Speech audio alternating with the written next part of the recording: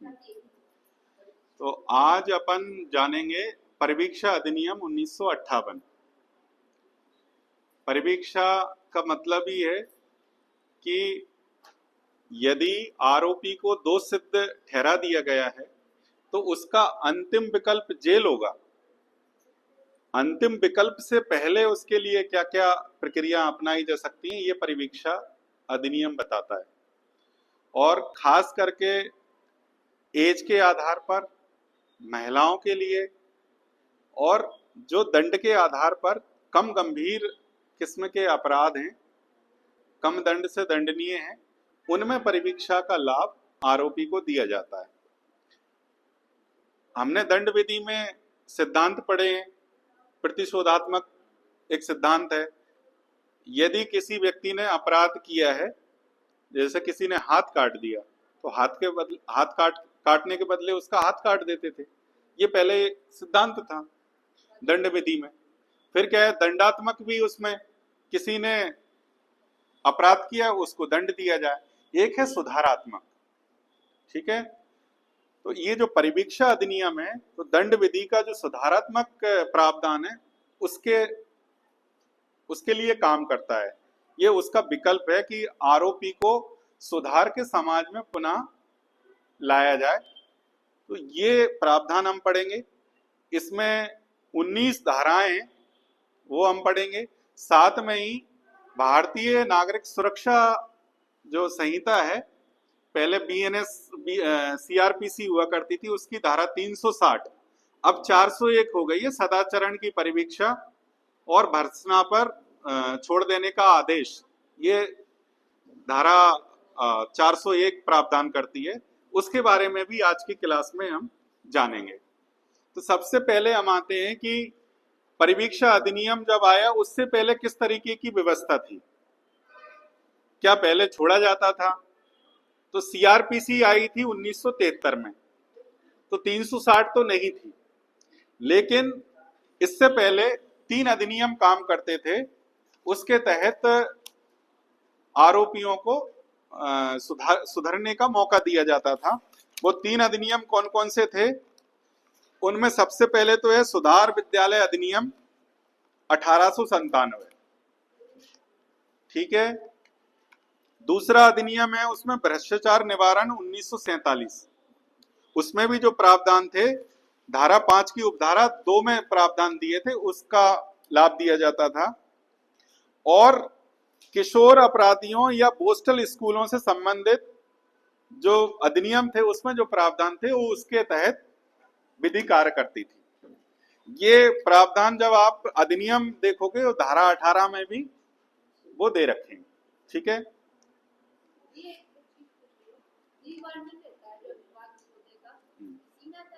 नहीं, वो अलग व्यवस्था है। तो ये जो परिवीक्षा अधिनियम है वो मध्य प्रदेश में भी लागू है। और धारा जो 360 सीआरपीसी की थी, उसके तहत भी अभियुक्त को परिवीक्षा पर छोड़ा जाता है। तो दोनों ही हमारे यहाँ अधिनियम में विस्तारित है। लेकिन जो धारा 401 हो गई है बीएनएसएस में, उसमें कुछ लिमिटेशन, कुछ वो सीमाबद्धताएं हैं। उसमें एक तो एज लिमिट दे रखी है, 21 वर्ष से कम आयु के अपराधी की आयु 21 वर्ष या उससे कम की है तो उसको लाभ दिया जाएगा, ये धारा 401 बोलती है। साथ में ही यदि आरोपी महिला है और उसने अपराध ऐसा किया है जो मृत्युदंड या आजीवन कारावास से दंडनीय नहीं है, तो उसको लाभ मिलेगा। और पुरुष अपराधी है, आयु उसकी 21 वर्ष है, तो उसने 7 वर्ष तक के कारावास से दंडनीय कोई अपराध किया है तो उसमें लाभ दिया जाएगा।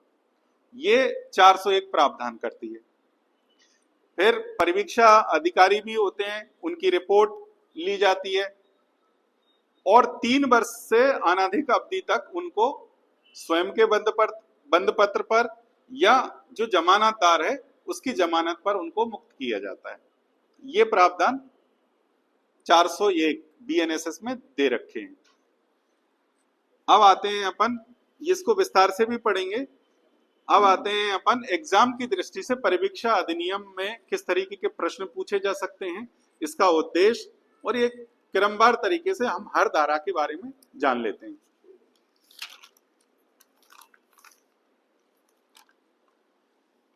एग्जाम की दृष्टि से इसमें यह है कि इसका संपूर्ण नाम परिवीक्षा अधिनियम, अपराधी परिवीक्षा अधिनियम 1958।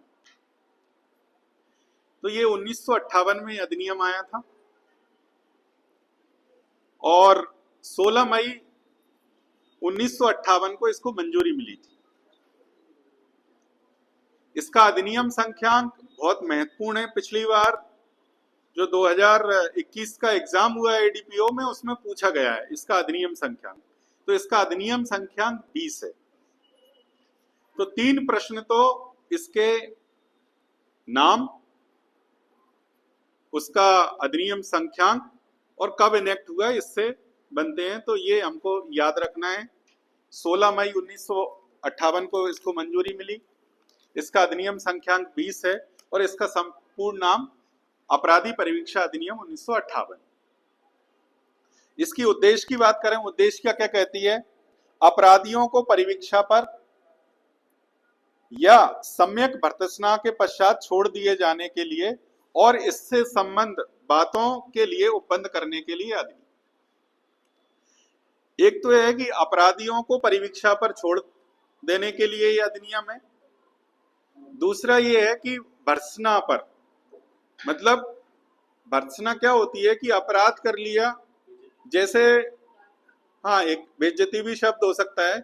आपने अमूमन अपने घर परिवार में भी देखा होगा, अगर 2 बच्चों में लड़ाई हो गई तो घर का जो भी बड़ा सदस्य है उसको गुस्से से डांट देता है ना। तो उसी तरीके की भर्त्सना, गाली नहीं देता लेकिन उसको क्या है, इस तरीके से डांट देता है कि अगली बार ऐसा किया तो तुम्हारे साथ ऐसा कर दिया जाएगा, मतलब उसको भर्त्सना की जाती है ना। तो इस तरीके से उसको भर्त्सना पर छोड़ देने के लिए ये अधिनियम, ये उद्देश्य क्या है। हाँ, अब इसकी धारा एक आती है संक्षिप्त नाम विस्तार प्रारंभ की बात करती है। तो संक्षिप्त नाम जैसा कि हमने जाना, इसका अपराधी परिवीक्षा अधिनियम 1958 है। इसका विस्तार संपूर्ण भारत पर है और इसमें उपधारा 3 है, वो बात करती है कि किसी राज्य में है उस तारीख को प्रवर्त होगा। मतलब ये संपूर्ण भारत की बात नहीं कर रहा, ये राज्य सरकारों पर भी ये हाँ राज्य सरकारों पर भी छोड़ रखा है धारा 3 के तहत कि कौन कौन सी सरकारें चाहती हैं अपने कब से लागू करना चाहती हैं। तो धारा 1 की उपधारा 3 कहती है किसी राज्य में यह उस तारीख को प्रवर्त होगा जिसे वह राज्य सरकार शासकीय राजपत्र में अधिसूचना द्वारा नियत करे और राज्य के विभिन्न भागों के लिए विभिन्न तारीखें नियत की जा सकेंगी। किसी राज्य में हो सकता है कि वो संपूर्ण राज्य में ना करते हुए जहां पर जिस जिले में स्थिति है वो उस अपने राज्य के भीतर अलग अलग क्षेत्रों के लिए अलग अलग कोई डेट तय कर सकते हैं। जो राज्य सरकारें हैं वो अपने संपूर्ण प्रदेश में किसी डेट को लागू कर सकते हैं। तो ये धारा 3 उपधारा 3 बात करती है। अब है धारा 2 परिभाषाएं। संहिता, संहिता से इसमें जो दे रखा है दंड प्रक्रिया संहिता 1898 दे रखा है। तो यहां पर इसकी जगह हम सीआरपीसी भी मान सकते थे, लेकिन वर्तमान में देखें तो भारतीय नागरिक सुरक्षा संहिता समझा जाएगा। ठीक है। हाँ, परिभाषा खंड के 2B में देखें परिवीक्षा अधिकारी। तो परिवीक्षा अधिकारी से वह अधिकारी अभिप्रेत है जो धारा 13 के अधीन परिवीक्षा अधिकारी नियुक्त किया गया है या उस रूप में मान्यता प्राप्त है। तो 2 तरीके से परिवीक्षा अधिकारी रहेंगे, या तो धारा 13 के तहत वो नियुक्त होंगे या उनको मान्यता मिली हुई कि ये परिवीक्षा अधिकारी है। 13 कर लो उसको। सी में परिवीक्षा अधिकारी रहेगा जो अपराधी है, उसके ऊपर सुपरविजन, उसके देखरेख करेगा कि ये आदमी का व्यवहार कैसा है, इस अपराधी का व्यवहार 3 वर्ष के भीतर, है ना, या उसके बारे में डिटेल जानकारी लेगा। तो वो परिवीक्षा अधिकारी है। जब हम धारा 13 पे आएंगे तो उसके बारे में, उसकी नियुक्ति के बारे में, उसके कर्तव्यों के बारे में भी जानेंगे तो उससे स्पष्ट हो जाएगा। धारा 2 की उपधारा सी विहित, विहित से इस अधिनियम के अधीन बनाए गए नियमों द्वारा विहित अभिप्रेत है। इस अधिनियम के तहत जो भी नियम बनाए जाएंगे तो वो अभिप्रेत है। डी में ऐसे शब्दों और पदों के जो इस अधिनियम में प्रयुक्त हैं किंतु परिभाषित नहीं है। कई शब्द अपन पढ़ेंगे जो इसमें परिभाषित नहीं है, परिभाषाएं तो केवल 4 ही दे रखी हैं इसमें, ABCD। अब कई शब्द ऐसे हैं जिनकी परिभाषा नहीं दी गई है, तो उनका अर्थ कहां से लगाएंगे? तो दंड प्रक्रिया संहिता या भारतीय नागरिक सुरक्षा संहिता से लगाएंगे। ठीक है, उसमें परिभाषित हैं तो उनके अर्थ वही माने जाएंगे जो भारतीय नागरिक सुरक्षा संहिता में दे रखे। ठीक है, अब धारा 3 आती है, इंपोर्टेंट है ये। कतिपय अपराधियों को भर्त्सना के पश्चात छोड़ देने की न्यायालय की शक्ति। न्यायालय को पावर है कि वो कुछ अपराध इसमें बताए गए हैं उसके आधार पर अपराधियों को भर्त्सना पर छोड़ सकते हैं, केवल हाँ डांट झपट करके छोड़ सकते हैं। ठीक है, जब कोई व्यक्ति भारतीय दंड संहिता, यहां पर बीएनएस हम स्थापित कर लें, भारतीय दंड संहिता की धारा 379, 380, 381, चोरी, निवास गृह में चोरी और सेवक और नौकर द्वारा चोरी, है ना, तीनों परिभाषित उसमें दे रखी है, भारतीय बीएनएस में दे रखी है। तो उस तरीके का अपराध कर रहा है। या 404, 420, ठीक है, तो ये बीएनएस में अलग अलग धाराएं हुई हैं, 404 और 420। इसके अधीन कोई दंडनीय अपराध अथवा, तो इतनी धाराएं हो गई। एक तो क्या है, चोरी के संबंध में 3 धाराएं उन्होंने ले ली। ठीक है, फिर 404 ले ली, 420 ले ली, 5 धाराएं हो गई। भारतीय दंड संहिता या किसी अन्य विधि में 2 वर्ष से अनधिक के लिए कारावास या जुर्माना अथवा दोनों से दंडनीय कोई अपराध का दोषी पाया जाता है। फिर उन्होंने इन धाराओं के अलावा विकल्प दिया है कि भारतीय दंड संहिता है जो बीएनएस है उसमें ऐसे अपराध जिसमें दंड 2 वर्ष तक का दे रखा है या जुर्माना इस तरीके का है जो 2 वर्ष तक के दंड से दंडनीय है, उनको भी इसमें शामिल कर लिया है कि उसमें भर्त्सना पर छोड़ा जा सकता है। जैसे मारपीट का अपराध है, ठीक है, तो मारपीट के अपराध में 1 वर्ष तक का कारावास है, 10,000 रुपये जुर्माना है। ठीक है, तो उसको इसमें शामिल किया जा सकता है। और इसके विरुद्ध कोई पूर्व दोष सिद्धि साबित नहीं होती है। एक तो यह है कि इस तरीके का अपराध है, दूसरा उन्होंने बता दिया इसी के साथ कि उस व्यक्ति के खिलाफ कोई पूर्व दोष सिद्धि साबित नहीं हुई है और जिस न्यायालय ने उस व्यक्ति को दोषी पाया है उसकी यह राय है कि मामले की परिस्थितियों को, जिनके अंतर्गत अपराध की प्रकृति है और अपराधी का चरित्र भी है, ध्यान में रखते हुए ऐसा करना समीचीन है जब तक तत्समय प्रबद्ध किसी अन्य विधि में किसी बात के होते हुए भी वह न्यायालय उसे दंडित करने या उसे धारा 4 के अधीन सदाचरण की परिवीक्षा पर छोड़ने के बजाय उसे सम्यक भर्त्सना के पश्चात छोड़ सकेगा। ठीक है, तो ये धारा ये कहती है कि एक तो चोरी के संबंध में जो अपराध हैं, भारतीय दंड संहिता की धारा 404, 420 के तहत जो अपराध है, या भारतीय दंड संहिता जिसको बीएनएस हम स्थापित कर लें, बीएनएस में ऐसा कोई अपराध है जिसमें दंड 2 वर्ष या जुर्माना से दंडनीय है। इस तरीके का कोई भी व्यक्ति अपराध करता है और वो दोष सिद्ध पाया जाता है, इसके अलावा पूर्व में वो दोष सिद्ध नहीं हुआ है, यानी उसकी पहली दोष सिद्धि है, वो दोष सिद्ध पाया जाता है, तो न्यायालय क्या कर सकता है, न्यायालय उसको सम्यक भर्त्सना पर छोड़ सकता है। ठीक है, चेतावनी देकर उसको छोड़ सकता है। लेकिन क्या क्या ध्यान में रखेगा, वो ध्यान में रखेगा अपराध की प्रकृति और अपराधी का चरित्र। मान के चलो कि अपराधी का चरित्र उस तरीके का नहीं हो कि इसको छोड़ा जा सकता है, तो न्यायालय नहीं छोड़ेगा। परिस्थिति ऐसी है कि यदि इसको भर्त्सना पर छोड़ दिया गया तो दोबारा अपराध कर सकता है, तो नहीं छोड़ेगा।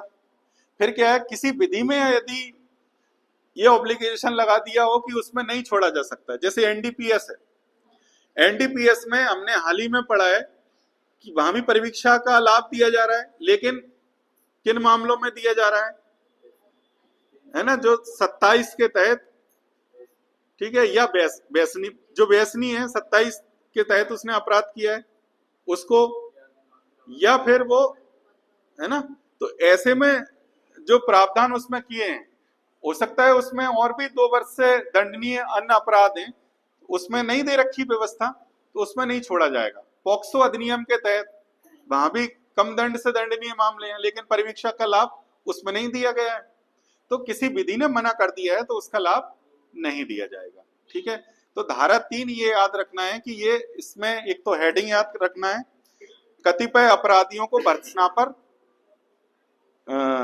भर्त्सना के पश्चात छोड़ देने की न्यायालय की शक्ति। ठीक है, तो न्यायालय की पावर है इसमें, सम्यक भर्त्सना के बाद उसको छोड़ा जा सकता है। तो कतिपय हमको अपराध याद रखना है, तो इसमें चोरी से संबंधित है, 404 है, 420 है, और 2 वर्ष तक का हमको याद रखना है। ठीक है, स्पष्टीकरण दिया है उन्होंने, इस धारा के प्रयोजन के लिए किसी व्यक्ति के विरुद्ध पूर्व दोष सिद्धि के अंतर्गत इस धारा या धारा 4 के अधीन उसके विरुद्ध किया गया कोई पूर्व आदेश भी है। यदि मान के चलो कि पहले आदेश दिया गया है, पहले उसको भर्त्सना पर छोड़ दिया गया, अब वो फिर से अपराध कर दिया है, तो वो ये नहीं बोल सकता कि मैं दोषित नहीं हुआ था, मुझे तो भर्त्सना पर छोड़ दिया था, तो वो जो आदेश भी हुआ है तो ये माना जाएगा कि पूर्व दोष सिद्धि हुई है, तो उसको लाभ नहीं मिलेगा। ये स्पष्टीकरण। धारा 4 कतिपय अपराधियों को सदाचरण की परिवीक्षा पर छोड़ने की न्यायालय की शक्ति। अब कोर्ट की पावर है इसमें, कौन कौन से अपराधियों को, तो धारा 4 की उपधारा 1, जब कोई व्यक्ति ऐसा कोई अपराध करने का दोषी पाया जाता है, ठीक है, विचारण हो गया और वो दोषी पा लिया गया, अब वो किस तरीके का है, जो मृत्यु आजीवन कारावास से दंडनीय नहीं है। तो अपराधी ऐसा है जिसने कौन सा अपराध किया है, जो मृत्यु और आजीवन से दंड से दंडनीय मामला है, उसने ऐसा अपराध नहीं किया है, और जिस न्यायालय ने उस व्यक्ति को दोषी पाया है उसकी राय यह है कि मामले की परिस्थितियों को, जिनके अंतर्गत अपराधी की प्रकृति, अपराध की प्रकृति और अपराधी का चरित्र भी है। ठीक है, अपराध किस तरीके का किया है उसकी प्रकृति देखी जाएगी और अपराधी का चरित्र देखा जाएगा, ध्यान में रखते हुए उसे सदाचरण की परिवीक्षा पर छोड़ देना समीचीन हो, तब तत्समय प्रवृत्त किसी अन्य विधि में किसी बात के होते हुए भी न्यायालय उसे तुरंत दंडित करने के बजाय निर्देश दे सकेगा कि उसे प्रतिभूहों सहित या उसके बिना उसके द्वारा ऐसे बंद पत्र पर छोड़ दिया जाए, वह 3 वर्ष से अनधिक की ऐसी कालावधि के दौरान जैसी न्यायालय निर्दिष्ट करे, आहूत किए जाने पर उपस्थित होगा और दंडादेश प्राप्त करेगा, और इस बीच परिशांति कायम रखेगा और सदाचारी रहेगा। तो ये धारा 4 ये बात करती है, ऐसे अपराधियों के बारे में प्रावधान करती है जिन्होंने अपराध ऐसा किया है जो मृत्यु दंड से दंडनीय नहीं है, आजीवन कारावास के दंड से दंडनीय नहीं है। दूसरा, वो दोषी पाए जाते हैं लेकिन अपराध की प्रकृति है और अपराधी का जो चरित्र है उसको ध्यान में देते हुए न्यायालय ये पाता है, न्यायालय की राय है कि इसको सदाचरण की परिवीक्षा पर छोड़ दिया जाए। सदाचरण मतलब सदाचरण, है ना, अच्छा आचरण बरतेगा वो, तो कितने वर्ष तक का वो बंद पत्र भरवा सकता है, 3 वर्ष तक का बंद पत्र भरवा सकता है। अब बंद पत्र के साथ में क्या है, न्यायालय क्या कर सकता है, या तो उसको स्वयं के बंद पत्र पर भरवा सकता है, या एक या अधिक जमानतदारों की जमानत प्रतिभूओं से प्रतिभूति लेते हुए उसको परिवीक्षा का वो सदाचरण पर छोड़ने के लिए आदेश कर सकता है। कितने वर्ष तक का कर सकता है, तो 3 वर्ष से अनधिक। तो 3 वर्ष से अधिक नहीं होगा, उससे कम कितना हो सकता है कि 1 वर्ष के लिए भरा सकता है, 2 वर्ष तक के लिए भरा सकता है, 2.5 वर्ष तक के लिए भरा सकता है, लेकिन 3 वर्ष से, है ना। इसके साथ में ही क्या उसमें बंद पत्र में क्या रहेगा कि न्यायालय जब भी आपको बुलाएगा आप उपस्थित रहेंगे, ठीक है। और यदि आप उसका अपालन करते हैं तो आपको दंडादेश किया जा सकता है, ठीक है। और इस दौरान जब वो परिवीक्षा पर है, सदाचरण की परिवीक्षा पर है, तो शांति कायम रखेगा, ठीक है। ये शर्तें भी अधिरूपित। इसमें एक परंतु है, परंतु न्यायालय किसी अपराधी को के ऐसे छोड़ दिए जाने का निर्देश तब तक नहीं देगा। कब तक? इसमें जब तक उसका समाधान नहीं हो जाता है कि अपराधी उसके प्रतिभू यदि कोई हो, नियत निवास स्थान या उस स्थान में नियमित उपजीविका है जिस पर वह न्यायालय की अधिकारिता का प्रयोग करता है, या जिसमें अपराधी के उस कालावधि के दौरान रहने की संभावना है जिसके लिए वो बंद पत्र देता है। अब न्यायालय ये भी देखेगा साथ में कि ये जो प्रतिभू हैं, ठीक है, तो प्रतिभू यहाँ पर लोकल प्रतिभू की बात कर रहे हैं, वो मतलब उसका निवास स्थान कहाँ है जो न्यायालय अपनी अधिकारिता का प्रयोग कर रहा है, ठीक है। जैसे गुना का न्यायालय है तो गुना का न्यायालय अपने सेशन खंड में, या मजिस्ट्रेट न्यायालय है तो वो अपने जिले में, जिले की सीमा में ही काम करेगा। तो वहां पर ये देखेगा, या जो व्यक्ति है जो प्रतिभू दे रहा है उसकी उपजीविका जो काम करता है तो वो कहाँ की है, तो जहां पर वो अधिकारिता रखता है। मालूम पड़ा कि बाहर का व्यक्ति है, कोई मध्य प्रदेश में अपराध कर रहा है, यूपी वाले से ही हमने जमानत ले ली, ना तो आप, हाँ, ना तो अपराधी आ रहा है और ना ही जमानतदार आ रहा है। तो ऐसी स्थिति में क्या है, न्यायालय ये भी समाधान कर लेगा उसमें कि ये जिसकी भी प्रतिभू पर उसको छोड़ा जा रहा है उसका निवास स्थान और उसकी आजीविका के संबंध में भी ये जानकारी प्राप्त कर लेगा कि वो उसकी अधिकारिता में है या नहीं है। तो ये परंतु बताता है। 4 की उपधारा 2, उपधारा 1 के अधीन कोई आदेश करने के पूर्व न्यायालय मामले के बारे में संबंधित परिवीक्षा अधिकारी की रिपोर्ट पर यदि कोई हो विचार करेगा। अब दूसरी बात यह है कि आदेश करने से पहले उपधारा 2 के तहत जो परिवीक्षा अधिकारी है उसकी रिपोर्ट मंगाएगा, उस रिपोर्ट पर विचार करेगा। परिवीक्षा अधिकारी अपराधी के बारे में बताएगा कि इसे छोड़ा जा सकता है या नहीं छोड़ा जा सकता है, ठीक है। तो जो न्यायालय है वो ये भी ध्यान रखेगा।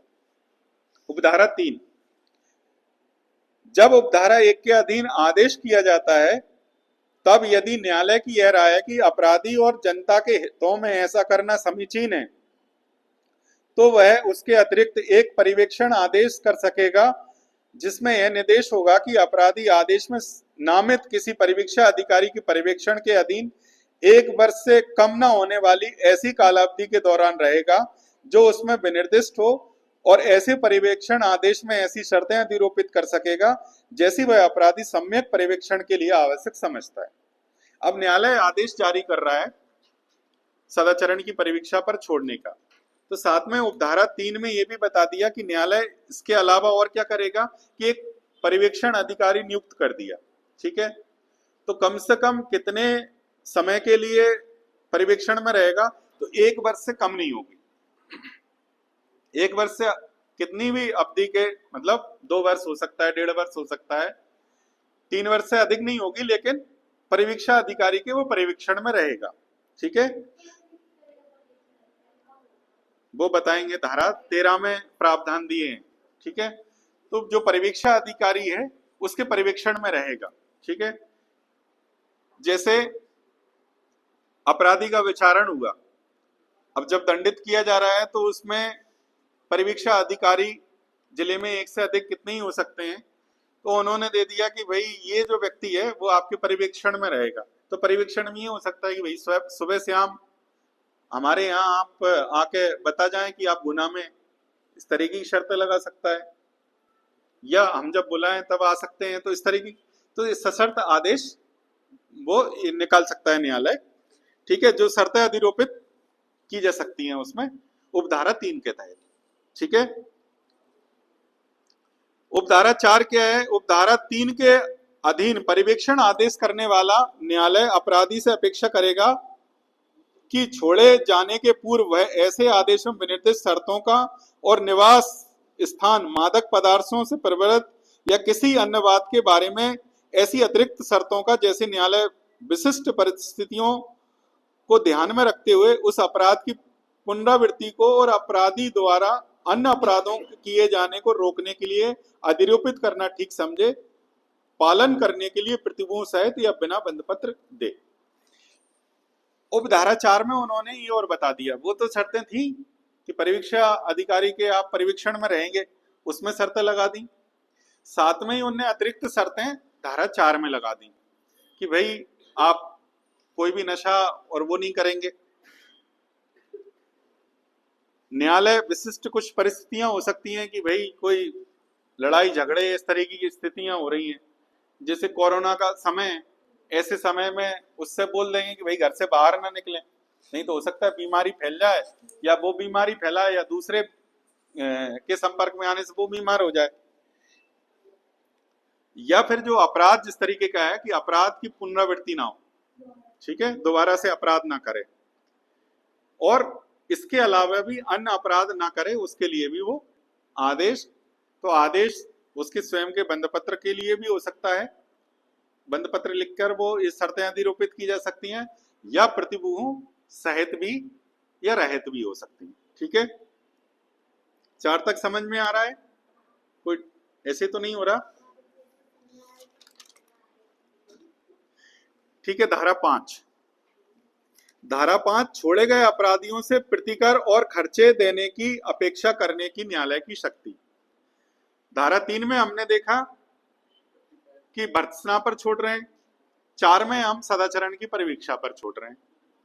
अब धारा 5 बात कर रही है कि जिसको छोड़ा है उससे हम प्रतिकर ले सकते हैं, और यदि कोई खर्चे हो रहे हैं तो न्यायालय उससे वसूल सकता है। तो ये धारा 5 प्रावधान करती है। धारा 5 की उपधारा 1 बात करती है, धारा 3 या 4 के अधीन अपराधी को छोड़ने का निर्देश देने वाला न्यायालय यदि ठीक समझता है तो उसी समय तक अतिरिक्त आदेश कर सकेगा जिसमें उसे निम्नलिखित संदत्त करने के लिए निर्दिष्ट किया जाएगा। का अपराध के किए जाने से किसी व्यक्ति को हुई हानि या क्षति के लिए इतना प्रतिकर जितना न्यायालय युक्तियुक्त समझता है, कार्रवाइयों के इतने खर्चे जितने न्यायालय युक्तियुक्त समझता है।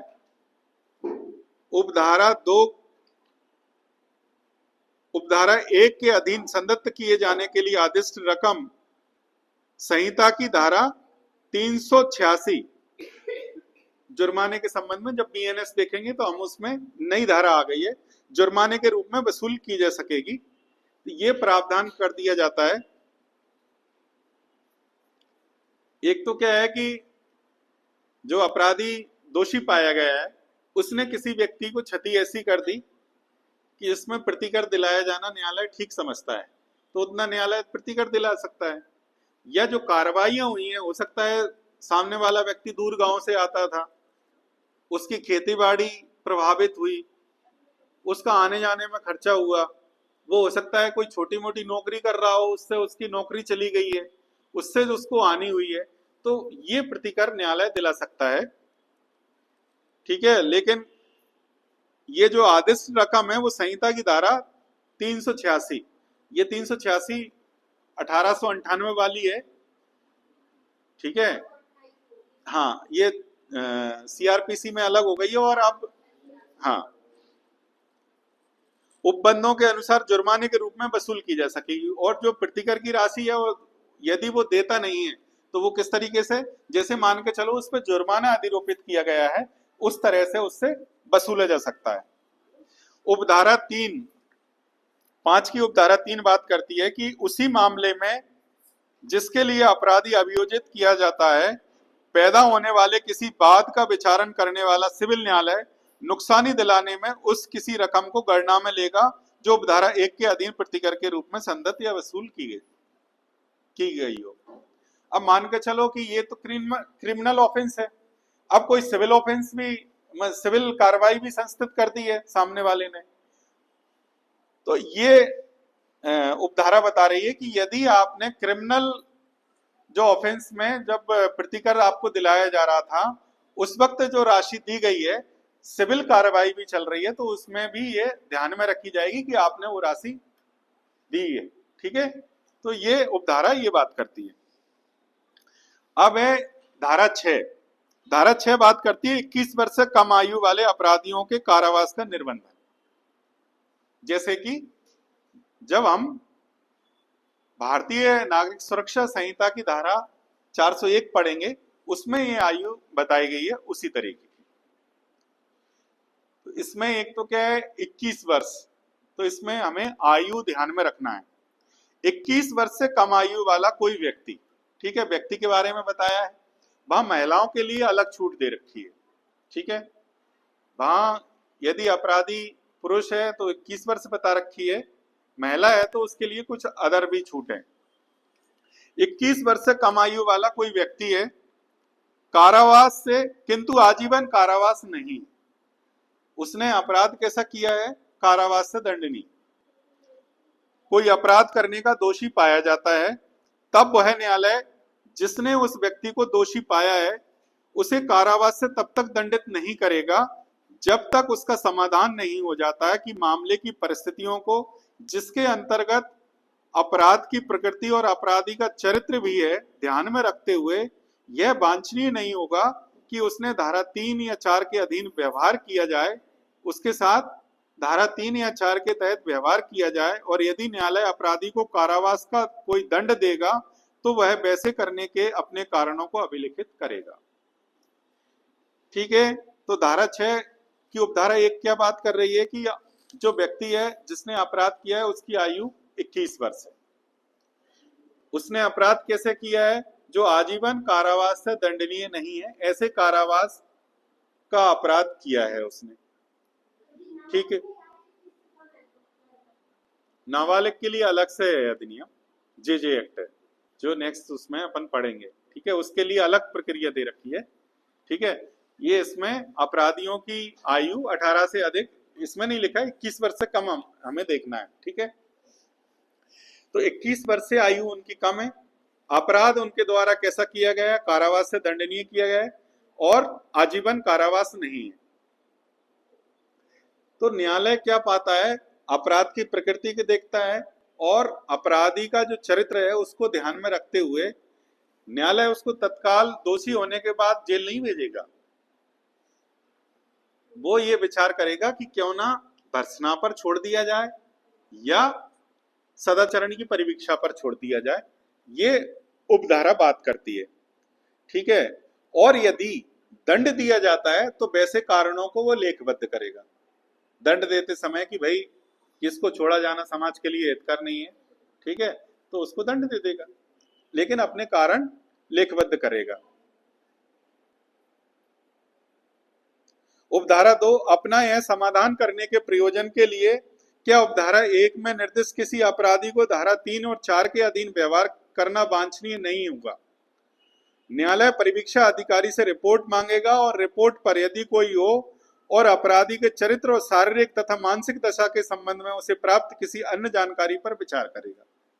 ठीक है, अब परिवीक्षा अधिकारी जैसे दंडित नहीं कर रहे, अब 3 और 4 के तहत उसको छोड़ना न्यायालय समीचीन समझता है, तो न्यायालय क्या करेगा, परिवीक्षा अधिकारी की रिपोर्ट लेगा। ठीक है, फिर उसकी आयु को भी ध्यान में रखेगा, वो अपराध को किस तरीके से समझ रहा है इस बारे में भी ध्यान में रखेगा, उसके चरित्र के बारे में, शारीरिक और मानसिक दशा भी देखेगा। हो सकता है कि जो व्यक्ति है जिसको दंडित कर रहे हैं वो मानसिक रूप से अस्वस्थ हो सकता है, तो ये सब चीजें भी ध्यान में रखी जाएंगी। ठीक है, विचार में लेगा। धारा 7, परिवीक्षा अधिकारी की रिपोर्ट का गोपनीय होना बहुत इंपॉर्टेंट है। हेडिंग इसकी, परिवीक्षा अधिकारी की रिपोर्ट कैसी होगी, तो गोपनीय होगी। ठीक है, धारा 4 की उपधारा 2 और धारा 6 की उपधारा 2 में निर्दिष्ट परिवीक्षा अधिकारी की रिपोर्ट गोपनीय मानी जाएगी। ठीक है, तो वहां भी जब उसको परिवीक्षा का लाभ दिया जा रहा है तो रिपोर्ट मांगकर उसके बारे में जानकारी जुटाई जा रही है, यहाँ पर भी जानकारी जुटाई जा रही है। तो जो परिवीक्षा अधिकारी की रिपोर्ट है वो ये नहीं बोलेगा कि हमें रिपोर्ट दिखाओ कि उन्होंने क्या लिखा है। ठीक है, तो वो गोपनीय होगी। हाँ, न्यायालय उसमें संसूचित कर सकता है उसके सार कि आपकी रिपोर्ट में ये आया है, लेकिन रिपोर्ट गोपनीय होगी। ठीक है, परंतु में दिया है न्यायालय यदि ठीक समझता है तो उसका सार अपराधी को संसूचित कर सकेगा और उसे ऐसा साक्ष्य पेश करने का अवसर दे सकेगा जैसा रिपोर्ट में कथित विषय से सुसंगत है। अब परिवीक्षा अधिकारी ने रिपोर्ट दे दी, क्योंकि यहाँ तो वो भी है ना, सुने जाने का अधिकार भी तो है, नहीं तो वो वंचित हो जाएगा, न्याय का उद्देश्य विफल हो जाएगा कि हमें सुने जाने का अधिकार ही नहीं। परिवीक्षा अधिकारी ने हो सकता है रिपोर्ट गलत दे दी हो, तो न्यायालय आपको सार भी बता देगा कि उसमें परिवीक्षा रिपोर्ट का सार ये है। अब तथ्य सामने आ गए तो जो अपराधी है उसके पास क्या है प्रतिरक्षा के लिए, तो प्रतिरक्षा के लिए यह है कि जो परिवीक्षा अधिकारी की रिपोर्ट आई है उसमें ऐसी चीज आई है जो उसके नेगेटिव जाती हैं, तो वो ऐसा साक्ष्य प्रस्तुत कर सकता है कि नहीं, परिवीक्षा रिपोर्ट में जो आई है वो तथ्य गलत है, देखिए मैं साक्ष्य प्रस्तुत कर रहा हूं, तो ये उसके पास बचाव के लिए, ठीक है, सुसंगत होगा। अब धारा 8, परिवीक्षा की शर्तों में फेरफार। ठीक है, परिवीक्षा पर उसको छोड़ा जा रहा है तो उसमें जो शर्तें अधिरोपित की जा रही हैं, तो यदि किसी परिवीक्षा अधिकारी के आवेदन पर, ठीक है, तो फेरफार किसके आवेदन पर किया जाएगा, ये महत्वपूर्ण है। परिवीक्षा अधिकारी के आवेदन पर किसी न्यायालय की जिसने किसी अपराधी के संबंध में धारा 4 के अधीन आदेश पारित किया है, यह राय है कि अपराधी द्वारा किए गए किसी बंद पत्र की शर्तों में फेरफार करना उस अपराधी और जनता के हितों में समीचीन या आवश्यक है, तो वह उस कालावधि के दौरान जब बंद पत्र प्रभावी है किसी समय उसकी अस्तित्व अवधि को बढ़ा या घटा कर, किंतु इस प्रकार की वह मूल आदेश की तारीख से 3 वर्ष से अनधिक की ना हो, अथवा उसकी शर्तों को परिवर्तित करके उसमें अतिरिक्त शर्तें अंतःस्थापित कर उस बंद पत्र में फेरफार कर सकेगा। ठीक है, तो जो न्यायालय जिसने धारा 4 के तहत परिवीक्षा पर अपराधी को छोड़ा है, अब परिवीक्षा अधिकारी आवेदन करता है, क्योंकि परिवेक्षण में भी तो रह रहा था, वो परिवेक्षण में रहा और परिवेक्षण में ये पाया कि ये तो अपराध कर रहा है, कि भाई चोरी से इसने तौबा कर ली थी, तो मालूम पड़ा कि ये तो अपने घर के बर्तन छोड़ के पड़ोसी के बर्तन बेचने लगा, तो परिवीक्षण में ये देखा पाया, तो उस जो परिवीक्षा अधिकारी है वो आवेदन करता है न्यायालय के सामने समक्ष, तो न्यायालय क्या कर सकेगा कि जो परिवीक्षा पर छोड़ा गया है, जो बंद पत्र निष्पादित किया था, तो उसमें किसी भी जो अस्तित्व अवधि चल रही थी 3 वर्ष के भीतर, तो कभी भी उसमें फेरफार कर सकता है, बदल दी, या फिर उसमें अलग से भी शर्तें अधिरोपित कर सकता है। परंतु ऐसा कोई फेरफार अपराधी को या बंद पत्र में वर्णित प्रतिभू या प्रतिभुओं को सुनवाई का अवसर दिए बिना नहीं किया जाएगा। लेकिन यहाँ पर एक उसमें अब जब फेरफार किया जा रहा है तो जो जिसने जमानत दी थी उसको भी सुना जाएगा। ठीक है, और हो सकता है एक या अधिक हो, उन सबको सुना जाएगा, तो उनके सुने बिना फेरफार नहीं करेगा, ये उसमें एक बाध्यता अधिरोपित कर दी है। उपधारा 2, यदि कोई प्रतिभू उपधारा 1 के अधीन किए जाने के लिए प्रस्तावित किसी फेरफार के लिए सहमत होने से इनकार करता है, तो न्यायालय अपराधी से नया बंद पत्र देने की अपेक्षा कर सकेगा, और अपराधी यदि वैसा करने से इनकार करेगा, उसमें असफल होगा, तो न्यायालय उसे उस अपराध के लिए दंडित कर सकेगा जिसका वह दोषी पाया गया है। ठीक है, ये महत्वपूर्ण है कि न्यायालय क्या कर सकेगा। यदि मान के चलिए कि वो मना करता है अपराधी की, नहीं मैं ये शर्त का पालन नहीं करूंगा, ठीक है, तो न्यायालय क्या कर सकता है, तो न्यायालय उसको जो जिस अपराध के लिए दोषी पाया गया था जेल भेज देगा। चोरी में पाया है 3 साल तक का दंड है, हो सकता है कि वो जितना भी न्यायालय समीचीन समझता है उतने दिन के लिए जेल भेज सकता है, या फिर ये अपेक्षा कर सकता है कि आप ये बंद पत्र नहीं दे रहे, नया बंद पत्र दे दें। ठीक है, उपधारा 3, इसमें इसके पूर्व अंतर्विष्ट किसी बात के होते हुए यदि न्यायालय का जो किसी अपराधी के संबंध में धारा 4 के अधीन कोई आदेश पारित करता है, परिवीक्षा अधिकारी द्वारा किए गए आवेदन पर समाधान हो जाता है कि अपराधी का आचरण ऐसा रहा है उसे और आगे परिवीक्षा अधीन रखना अनावश्यक हो गया है, तो वह उसके द्वारा दिए गए बंद पत्र को उन्मोचित कर सकता है। अब ऐसा है, जैसा हमने देखा कि वो फेरफार हो रहा था, या तो अवधि बढ़ा दी जा रही थी या अवधि को कम किया जा रहा था। अब परिवीक्षा अधिकारी का एक रिपोर्ट आई जिसमें यह कहा गया कि नहीं, वो बहुत ही अच्छे से उसका आचरण है, अनावश्यक 3 साल तक उससे बंद पत्र भरवाने की आवश्यकता नहीं है, तो उसको निलंबित कर, मतलब बंद पत्र से उन्मोचित कर सकता है, कि आपको मुक्त किया जाता है। धारा 9, बंद पत्र की शर्तों के अनुपालन में अपराधी के असफल होने की दशा में प्रक्रिया।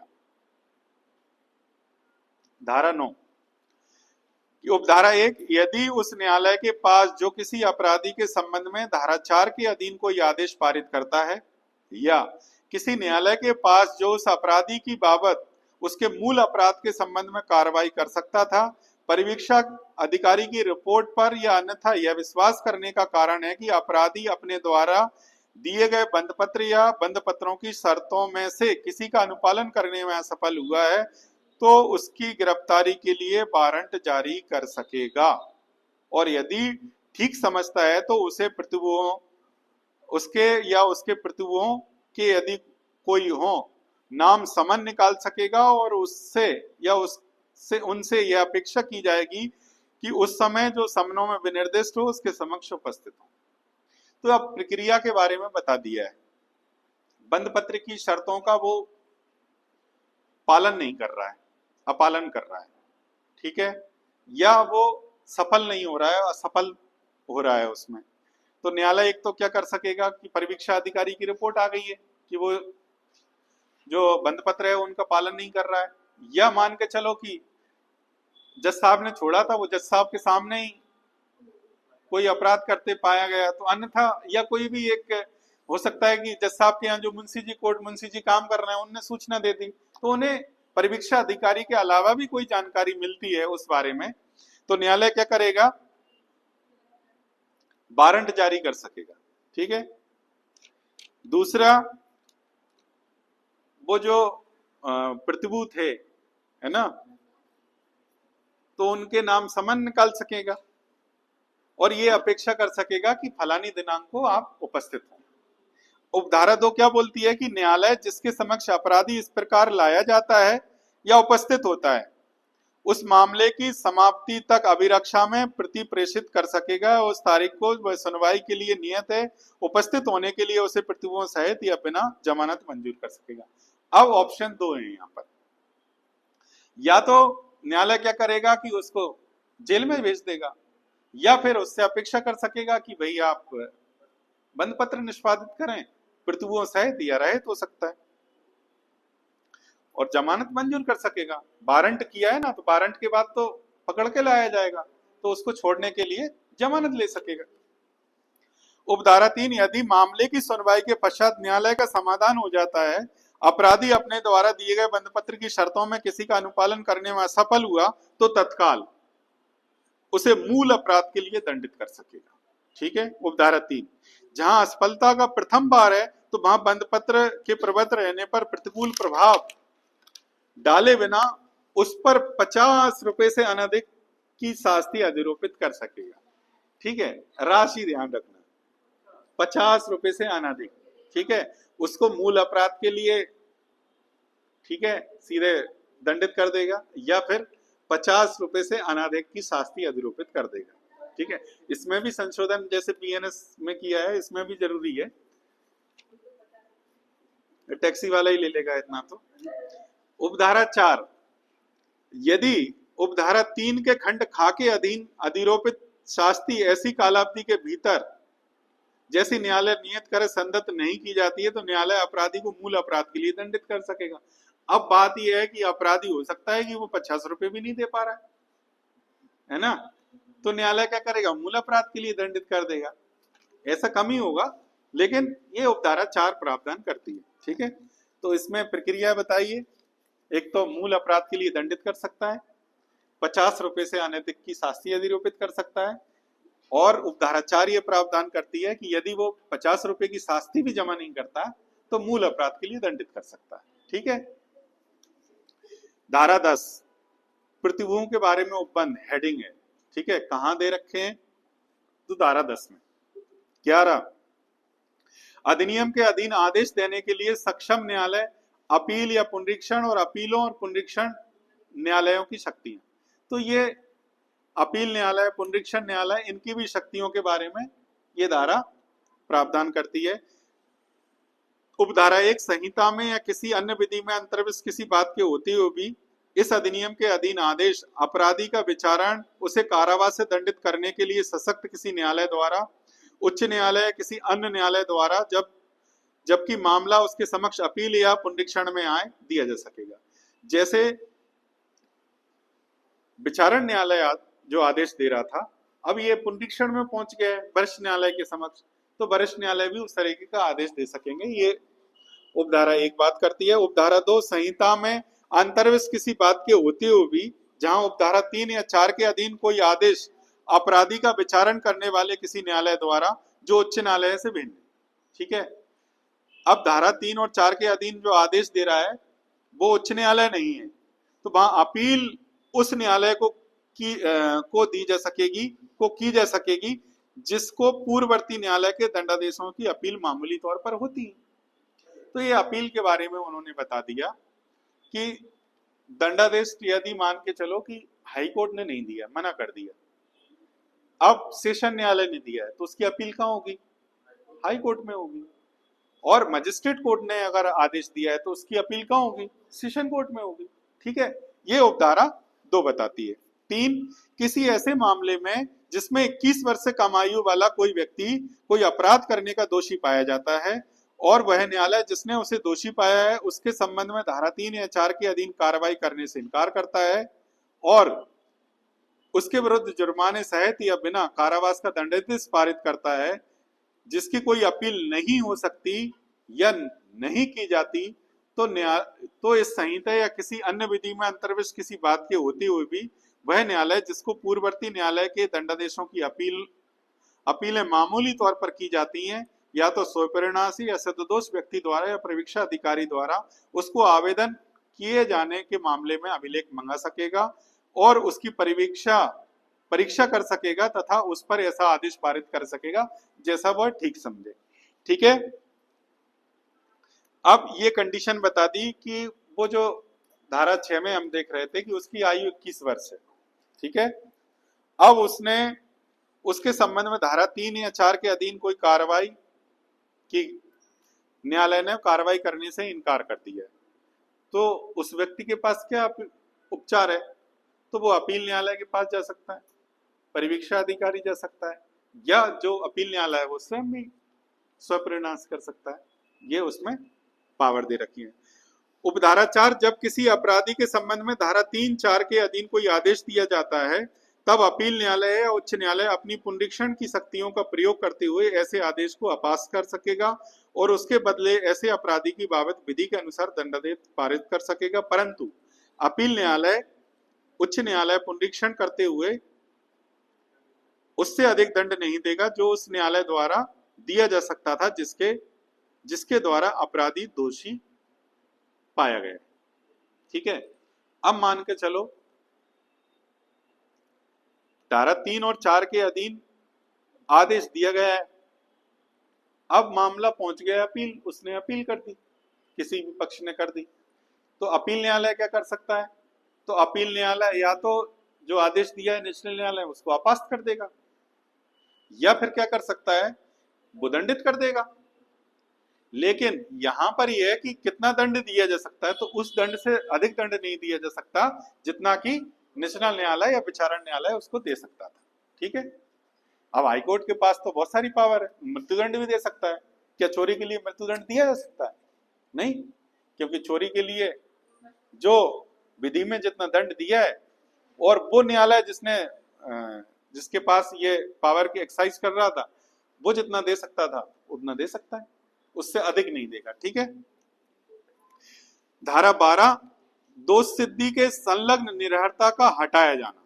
ठीक है, यदि किसी अन्य विधि में अंतर्विष्ट किसी बात के होते हुए भी कोई व्यक्ति जो अपराध का दोषी पाया जाता है, जिसके संबंध में धारा 3-4 के उपबंधों के अधीन कार्रवाई की जाती है, ऐसी विधि के अधीन अपराध की दोष सिद्धि से संलग्न यदि कोई हो, निर्हरता से ग्रस्त नहीं होगा।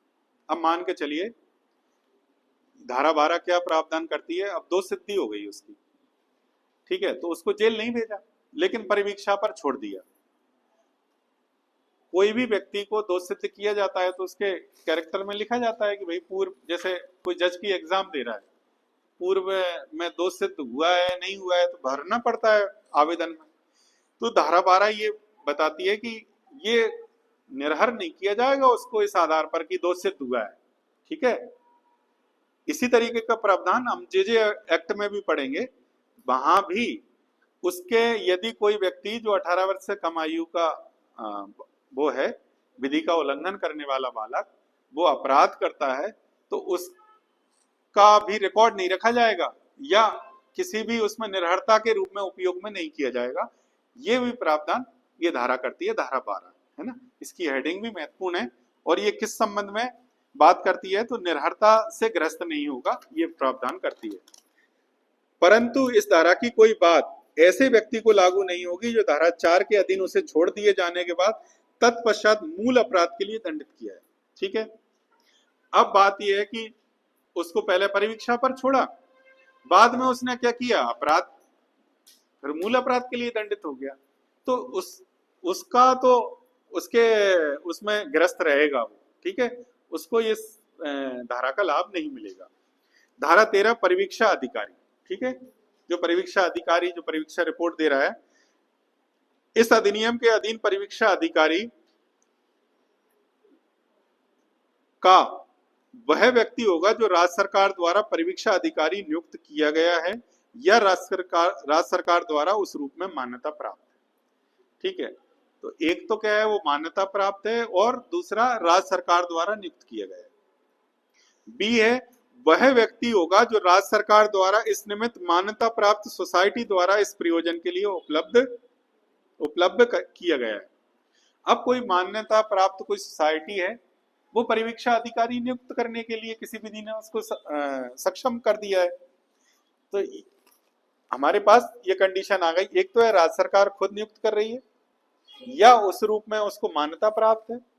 तीसरी कंडीशन ये है कि किसी संस्था द्वारा उस काम के लिए उन्होंने इस व्यक्ति को नियुक्त कर रखा है।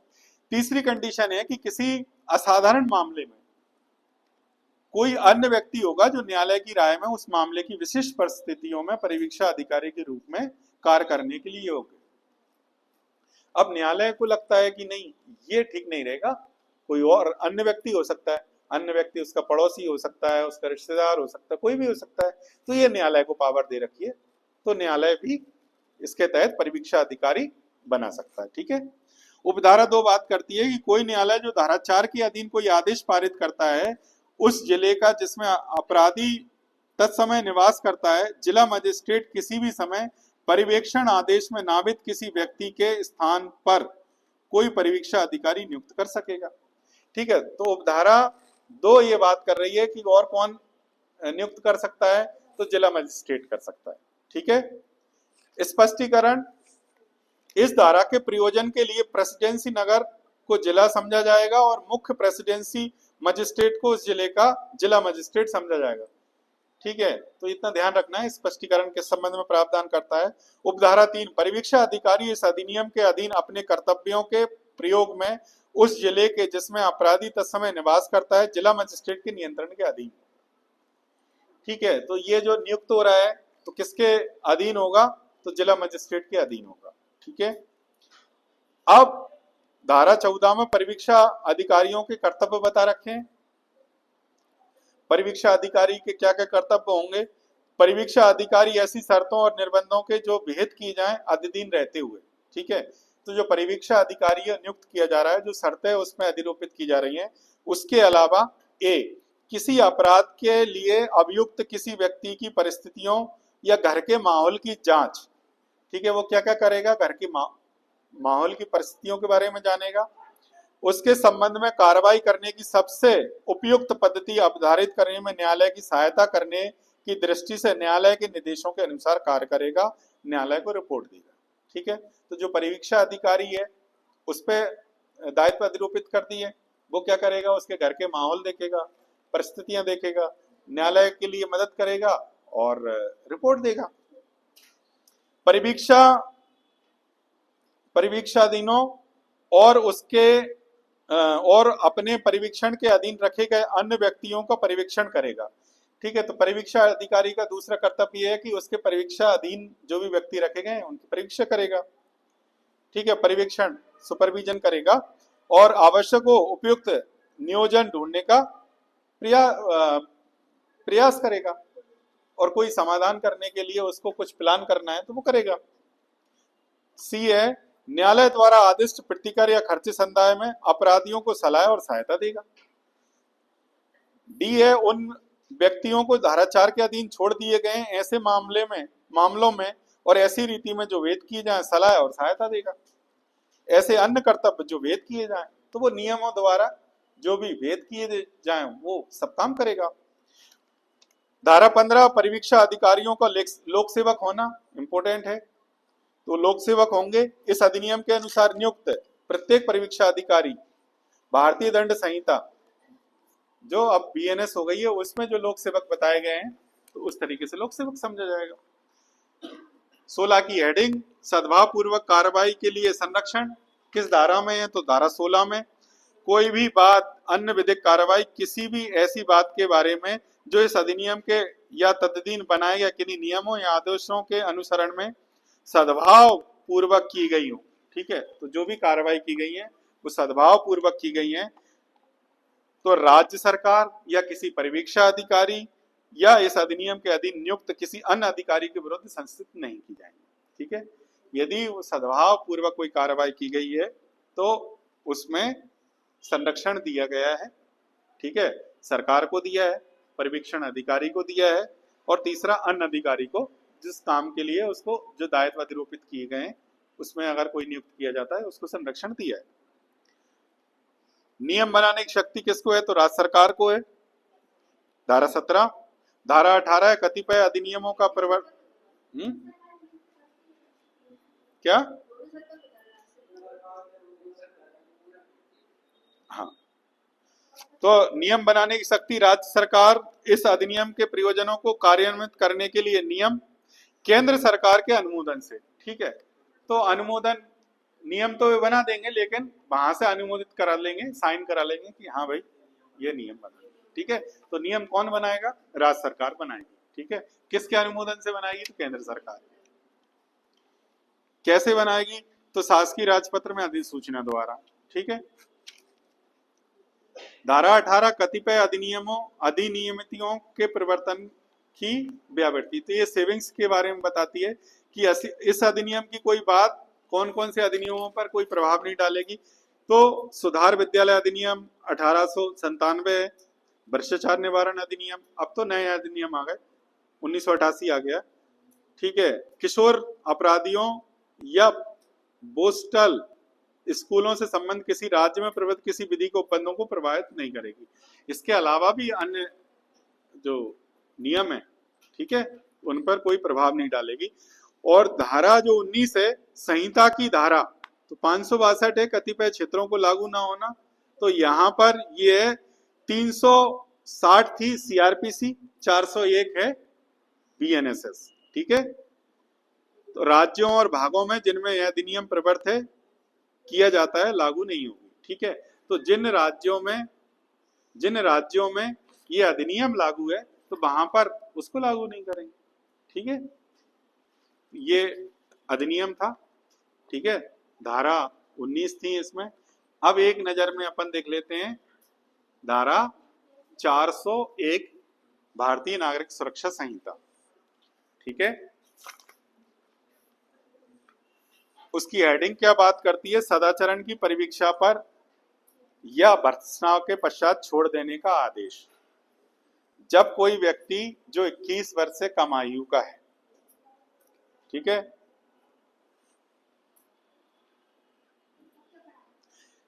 दो कंडीशन है इसमें।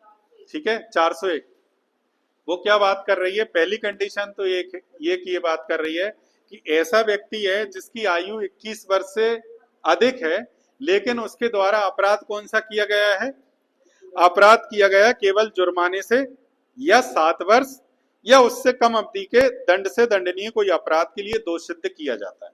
ठीक है, तो शुरुआत में 21 वर्ष भूल गया था, तो इसमें कंडीशन दे दी है उन्होंने, 21 वर्ष से कम आयु के व्यक्ति को तो लाभ मिल ही रहा है, 21 वर्ष से भी कम आयु का, 21 वर्ष से कम आयु से ज्यादा आयु का, जिसकी आयु 21 वर्ष से अधिक है, उसने अपराध कैसा किया है, जुर्माने से दंडनीय कोई अपराध किया है, या ऐसा अपराध किया है जो 7 वर्ष से दंडनीय है, ठीक है, या उससे कम अपराध कम कारावास के दंड से दंडनीय, ठीक है, उसको दोष सिद्ध किया जाता है। या जब कोई व्यक्ति जो 21 वर्ष से कम आयु का है या कोई महिला है, तो ये कंडीशन किसके लिए हो गई, जिसकी आयु 21 वर्ष है और अपराधी कौन है, महिला है, उसने कौन सा अपराध किया है, मृत्यु दंड से दंडनीय या आजीवन कारावास से दंडनीय अपराध नहीं है, ऐसा अपराध किया है।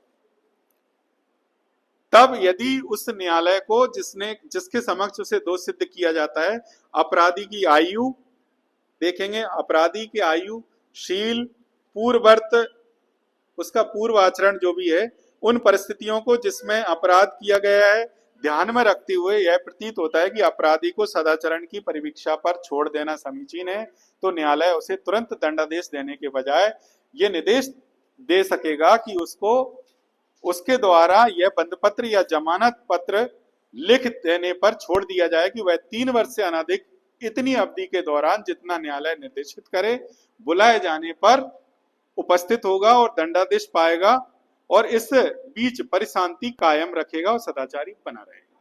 ठीक है, तो ये धारा ये प्रावधान करती है, इसमें उपधाराएं भी हैं अलग अलग, लेकिन ये महत्वपूर्ण है।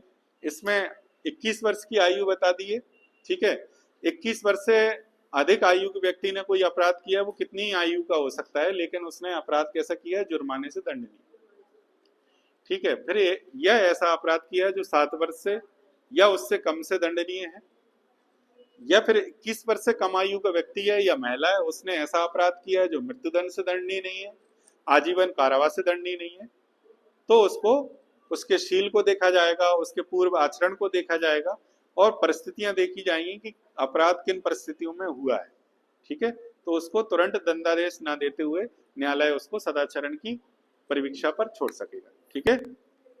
आई होप मैं इस अधिनियम को बताने में कामयाब रहूंगा। धन्यवाद।